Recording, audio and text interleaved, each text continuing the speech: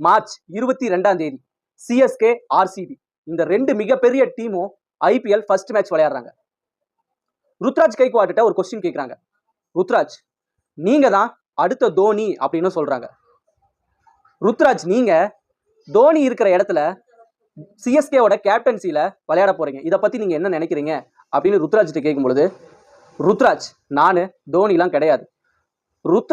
தோனியோட இடத்த ருத்ராஜ் என்னால மட்டும் இல்ல, யாராலையும் நிரப்ப முடியாது. தோனி வேற இடம். ருத்ராஜ், என்னோட கேப்டன்சி என்னோட கண்ட்ரோல்ல தனி ரகமா தான் இருக்க போகுது. தோனி கேப்டன்சி மாதிரி இருக்காது. ஆனா இந்த ஸ்டம்புக்கு பின்னாடி கீப்பரா தோனி இருக்கிற வரைக்கும் நான் மேட்ச்ல நிறைய கன்ஃபியூஷன் ஆனாலும் சரி, நிறைய தடுமாறினாலும் சரி, நிறைய எமோஷனலா பாதிக்கப்பட்டாலும் சரி, தோனி எனக்கு நிறைய ஐடியா கொடுத்து கண்டிப்பா இந்த மேட்சை ஜெயிக்கிறதுக்கு நிறைய ஐடியா கொடுத்து சிஎஸ்கே கப் வாங்குறதுக்கு உதவி பண்ணுவார் தோனி அப்படின்னு சொல்லியிருக்காரு.